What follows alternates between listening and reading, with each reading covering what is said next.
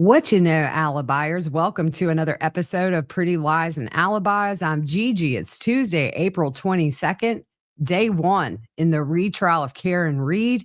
We had openings and the first few witnesses. We're going to break it down for you.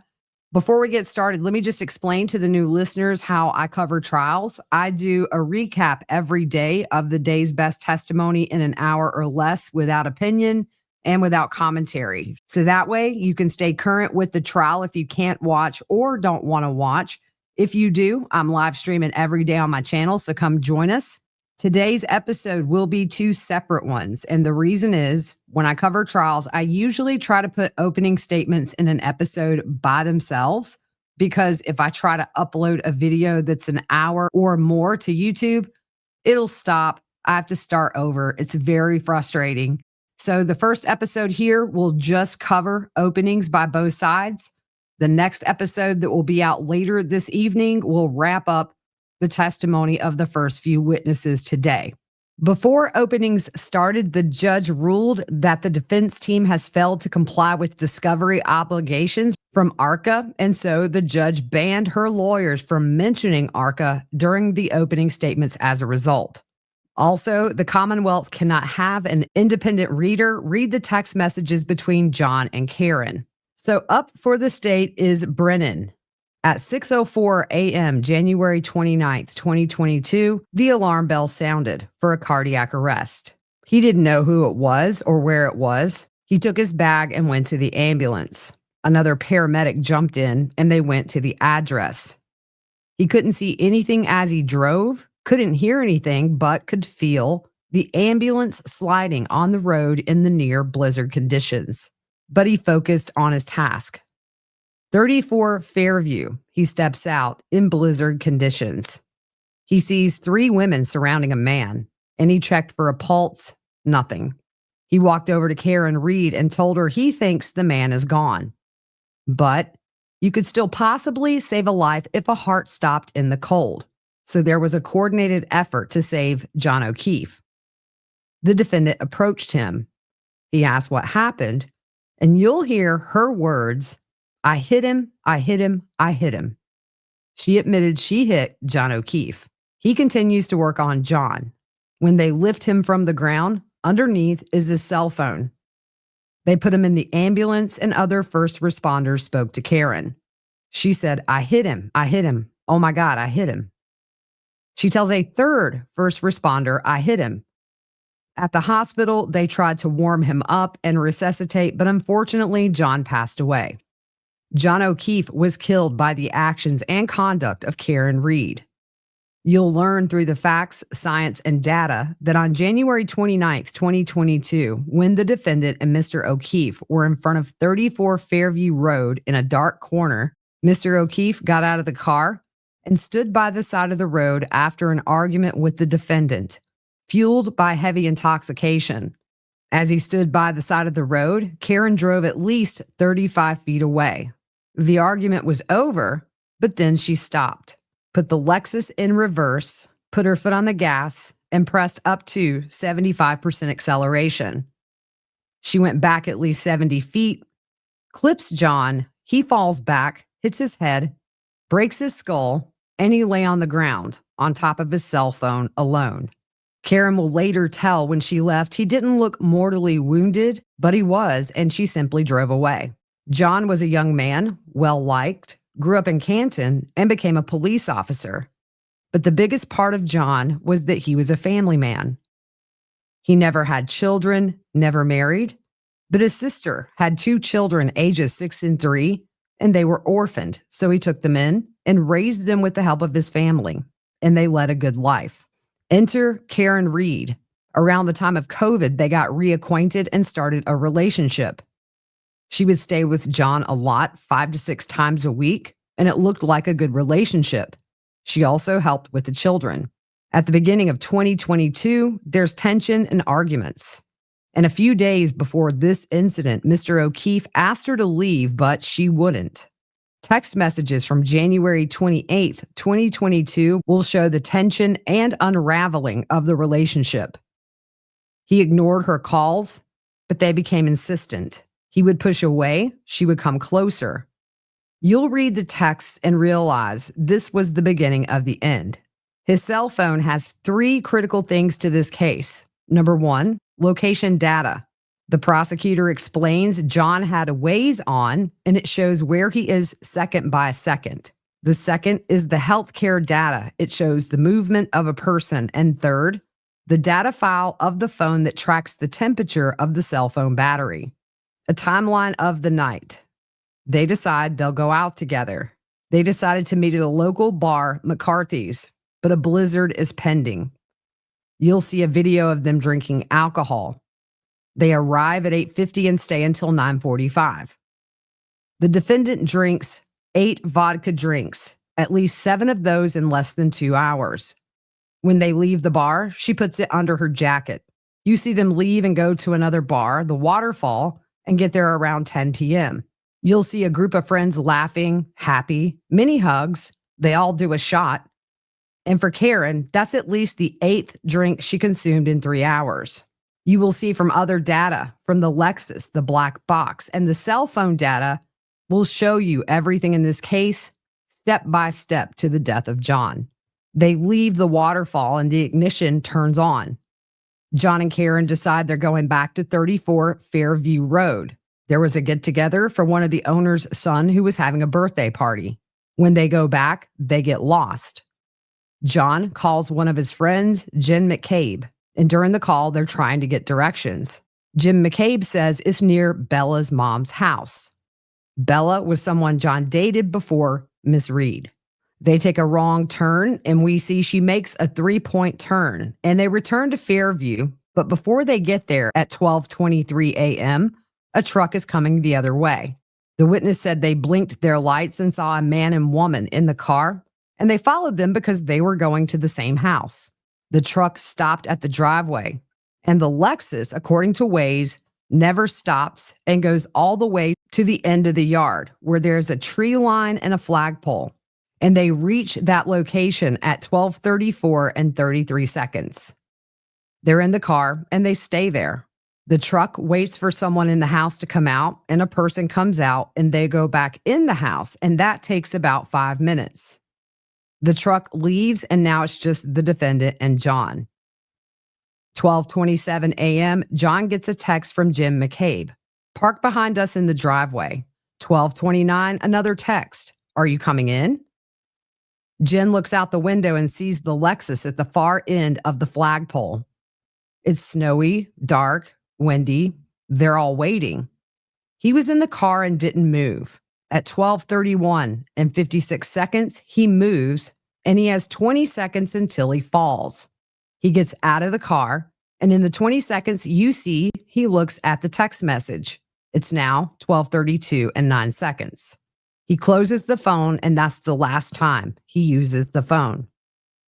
He has 7 more seconds to move until he lies dormant. The Lexus black box shows at that time, her Lexus leaves 34 feet at least. It stops and then shoots in reverse, tire spinning right towards him. You'll know they were arguing because the next morning she tells a firefighter, "I'm sad our last moments were fighting." She drives away and later made statements. When she left, he didn't look mortally wounded. 12:37 a.m. in the car. The battery temperature of John's phone is 77 degrees. After he's been outside for 5 minutes, it drops to 72 degrees. Karen drives to John's house and makes a call at 12:33. She calls again at 12:36 and leaves John a voice message. You'll hear the anger and rage in her voice. "John, I effing hate you." He lies on the side of the road. He gets another text from Jim McCabe. "John, where are you?" At 12:45 a.m., the battery temperature is now 61 degrees. John gets almost 40 calls from the defendant that night. And at 12:53, the temperature of the phone is 60 degrees. 12:59, the defendant leaves another message. "John, nobody knows where you are." And this is where the plot and cover-up begins. She knew he was there. She didn't call 911, didn't go back to him. And at 1:07 a.m., the phone temperature is 55 degrees. At 1:14 a.m., she calls her mom, no answer. And at 1:14, the battery temperature is 50 degrees. The defendant had healthcare data, and you hear it stops around that time. She admits to falling asleep or passing out. At 5 a.m., she's frantic. She wakes up John's niece and she's yelling, asking her niece to call Jim McCabe. And she's screaming, "Jen, John's dead," and hangs up the phone. Jen calls back and asks what's going on. Karen says, "I left him at the waterfall." Jen says, "We saw you out front. You didn't leave him at the waterfall." Karen hangs up. Minutes later, Karen calls another person, Carrie Roberts, a friend of John's. Carrie is not friends with Karen. She was home with her family the night before and didn't go out with the group. Karen says, "I think John got hit by a plow. I think he's dead." Carrie calls 911 and hospitals because she's worried. She gets another call from the defendant and she tells her to come to her house. "I'll help you find him." Karen says, "I was so drunk last night, I don't remember anything." Karen goes to Jim McCabe's and Carrie does too. She pulls behind the defendant's car and she can hear the defendant say, "My taillight is broken." She looks and there's snow packed in the right taillight and sees a piece of the taillight is missing. The defendant wants to go to 34 Fairview Road, but Carrie says, "We're going back to John's house. Maybe he's in the house and you didn't see him." They go to John's and you'll see on Ring video, they go in and look around. You'll hear about this woman they enlisted to help look for John. When Carrie comes into a room, she sees the defendant standing there staring at the wall. The defendant insists they go back to Fairview Road and take one car. Carrie's driving and it's dark. They can barely see. When they get close, the defendant screams, "There he is," kicking the door, "Let me out." The defendant gets out and runs to where John is in the darkness, where she left him. Carrie sees the defendant lying on a body whose face is covered in snow. Carrie wipes the snow off his face and sees one of her best friends, John O'Keefe. They start to move him, and at 6:06 a.m., the phone battery drops from 50 to 43 degrees when the cold air hits the phone. Jen calls 911. Officers, firefighters, EMT arrives, and they lift him, and the cell phone battery drops to 37 degrees. Carrie picks it up and puts it in her pocket. It warms up, and the health data starts again. Nobody knows what happened. They look and see a glass from the bar. They see blood spots and try to put those in plastic containers. They don't know what they're looking for at this point.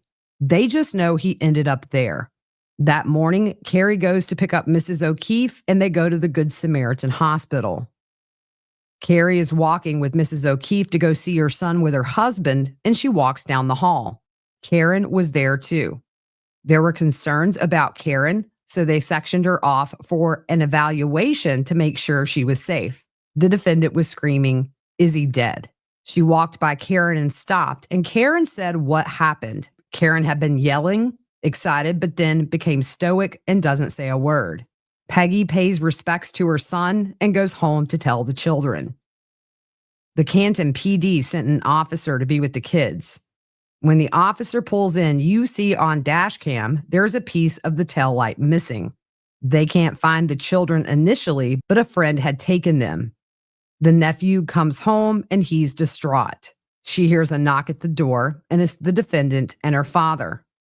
They ask to come in, and they ask to go upstairs to John's room. They're up there for 15 minutes, come down and leave. They came in one car, but when they leave, they take two cars, including the Lexus with the broken taillight, and go back to the defendant's father's house. When police start learning about the broken taillight and her admission she hit him, they get a warrant to take the Lexus. When they get there, they spoke to the defendant briefly and took the car. Not only was the cell phone left behind, but also in the area, there was broken taillight littered around his body. At the hospital, they noticed a shoe is missing and later found it between the road and the grass. Days later, they did an excavation and found his hat frozen in the ground. Over 10 days, they found almost every piece of that taillight.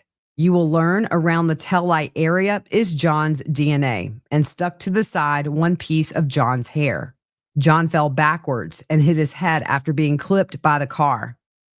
You'll hear from a neurosurgeon that the wound to the back of his head caused his brain to bounce against his skull and left marks.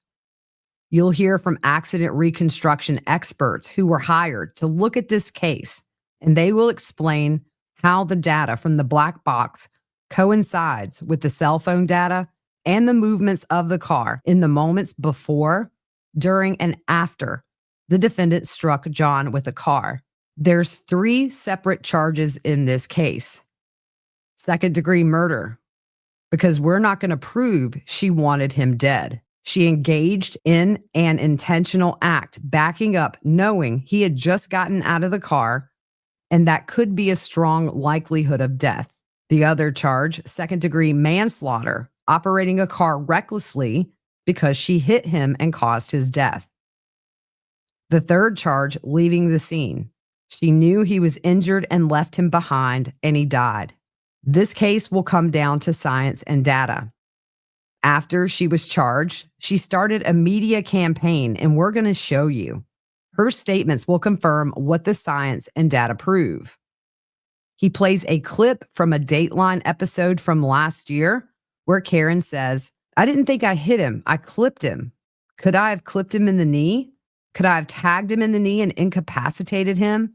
He didn't look mortally wounded as far as I could see, but could I have done something that knocked him and in drunkenness and in the cold didn't come to again?" The interviewer asks, "This was the moment you dropped him off at the party?" Karen says, "Yeah, it would have had to have been." The prosecutor says, "Follow the science and the data."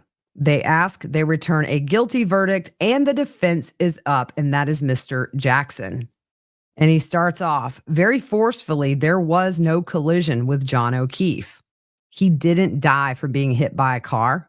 The Commonwealth's assertion is contrary to science. How does she end up sitting there for an event that never happened? It can be summed up in the following text message at the beginning of this case from a now fired Massachusetts State Police Officer, Michael Proctor, who was the lead investigator on this case. And he was talking about a fellow officer who owned the property where John's body was found. The text: question, is the homeowner going to catch any crap? The answer: nope. He's a Boston cop too. That quote defines the lack of integrity of the Commonwealth's case and their entire prosecution. You'll learn later more about Mr. Proctor and why he said that. You'll hear about an investigation that was riddled with errors from the beginning, a rush to judgment, conflicted and corrupted by bias, incompetence, and deceit, a deliberate effort to cover up the truth you are seeking. Their case is the literal definition of reasonable doubt. They can't meet their burden of proof.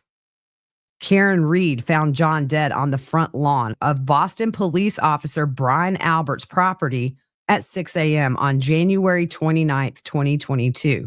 Picture the scene. Blood-curdling screams, first responders, police swarming all over Brian's lawn, feet from his bedroom window. But Brian never came outside to see what the chaos was, to see if he could help a fallen officer on his own lawn. The lead investigator, Proctor, never set foot inside Brian Albert's house that day, even though a party with much alcohol was going on in that house. He never secured the crime scene, collected evidence, didn't look for a sign of struggle in the home, didn't canvass the neighborhood. Even fellow officers said it looked like John had been in a fight.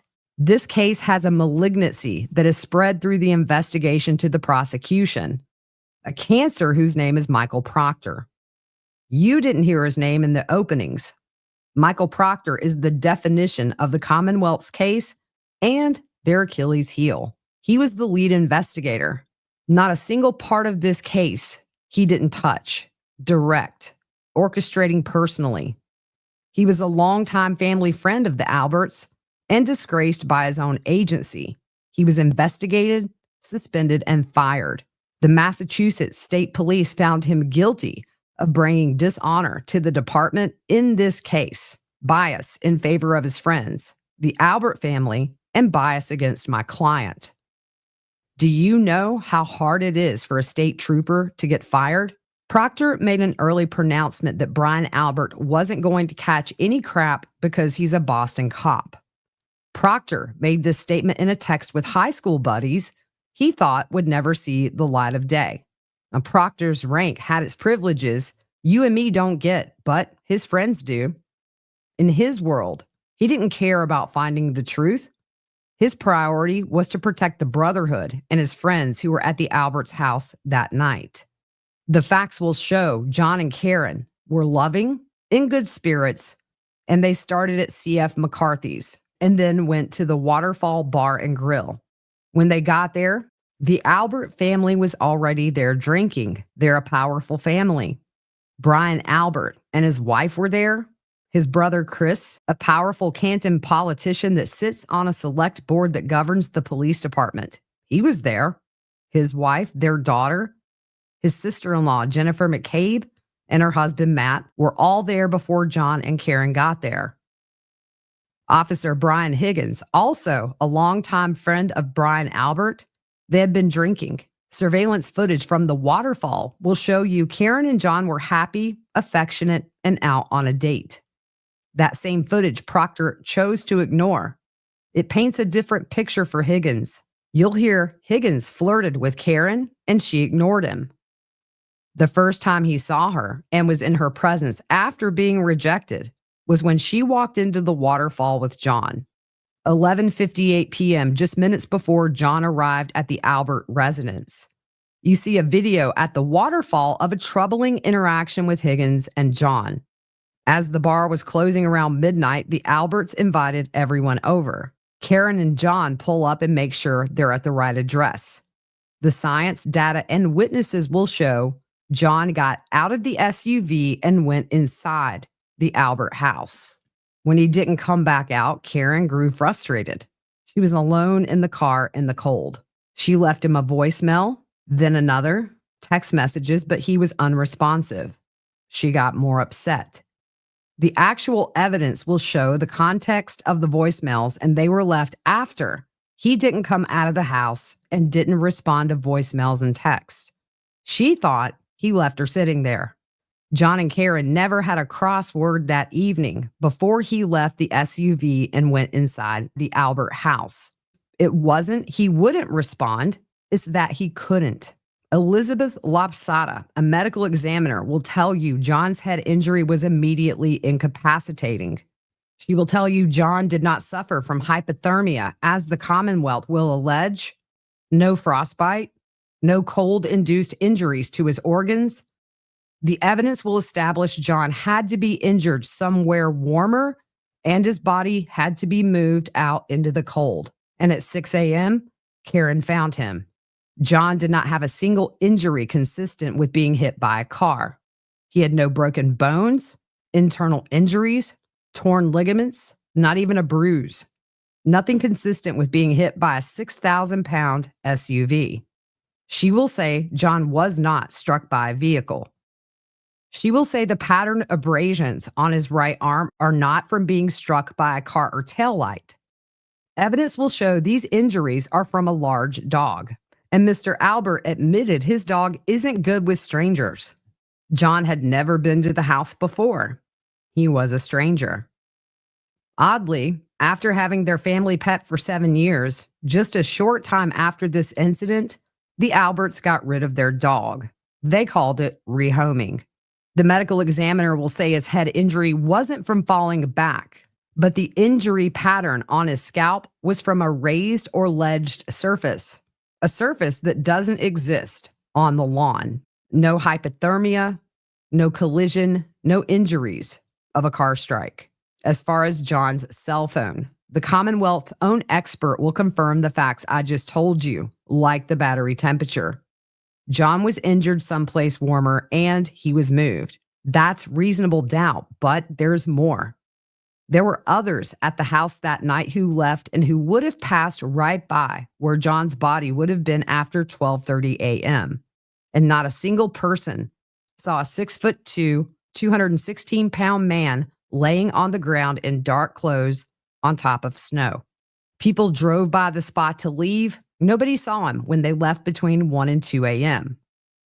The snowplow driver also didn't see a body. He has no dog in the fight. Proctor wrote a report that Fairview had not been plowed that night, but it was. He didn't look for the plow driver. We did. And he will tell you there was no body on that lawn at 2:30 a.m. The plow driver will also say after making the pass at 2:30, he showed up again an hour later and looked up Fairview. And at 3:30, at the very spot where Karen would later find John, there was a Ford Edge parked there. Who's moving a car at 3:30 a.m. in a blizzard to the side of the road? Proctor didn't look to see who owned a Ford Edge, but we did. And more than one Albert owned a Ford Edge. Additional reasonable doubt. Their own expert will say Karen's SUV was not damaged by hitting a pedestrian, and John's injuries did not come from a vehicle strike. Triggering events. Some of their own experts will say it doesn't always evidence a collision. Some of these trigger events in the car are commonplace on her SUV. Science and physics don't lie, and you'll add that to the reasonable doubt mountain. January 29th, Karen went home after dropping off John. While she was asleep with his 13-year-old niece, what were the others in the house doing? They were busy. Albert Higgins left and didn't go home. He went to the Canton Police Department. He didn't work there, but he did have an office there. Why go to your office at 1:25 a.m. on the night of a blizzard? Higgins made a call at 1:30 a.m., a call he denied. And his explanation why he was there changes every time you ask. After everyone left Brian's house, Brian said he had no contact with anyone except his wife until the next morning. But you'll learn that was a lie. He called Brian Higgins at 2:22 a.m. just after Higgins completed that late night visit to the Canton PD. What did they need to talk about at 2:22 a.m.? Brian Albert called Higgins, no answer. Higgins calls back and they talk for 22 seconds. When asked about the call, both men lied. When they were confronted with cell phone records and asked independently, their answer was the same. It was a butt dial. Days later, both police officers and trained investigators got rid of their phones, both of them. Shortly after the incident, Brian Albert got rid of his house, his childhood home, a generational house. Their dog was rehomed, home sold. Proctor looked the other way. He didn't investigate any of what I'm telling you.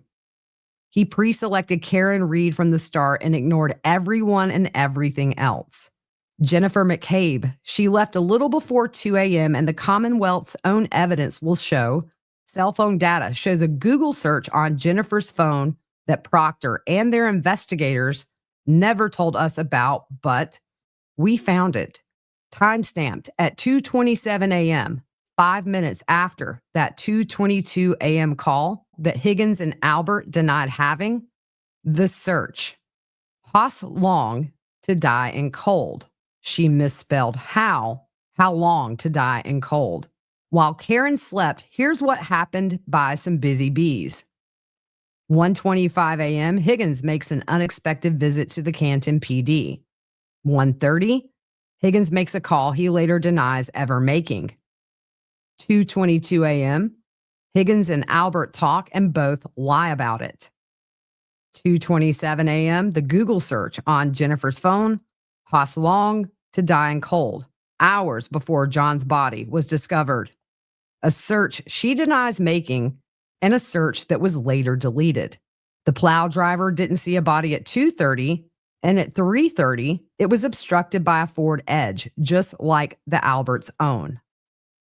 At 5 a.m., Karen realizes John didn't come home. Her emotions morphed from frustration and anger to fear. She had a feeling something was very wrong, and she went to look for him. She left One Meadows, John's house, where she was staying. You'll hear Karen struck another car with that right rear tail light at 5:07 a.m., 5 hours after she dropped John off. She was panic-stricken. The tail light was minimally cracked, not shattered or broken. And that was the condition before Proctor got a hold of her car. You'll hear from an independent witness the taillight was damaged before Proctor got it, but it was not shattered. Her mind started reeling. Did I hit him? Did a plow hit him? And the video you saw where she said he doesn't look mortally wounded, she means at 6 a.m. when she found him, not when she left him. Here's the truth. That's not a confession. That's a person trying to make sense of things, trying to piece together the night John didn't come home. She never said, I hit him. Never.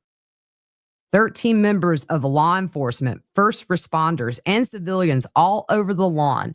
None of the first responders reported hearing her say, I hit him. Not one civilian heard her say, I hit him.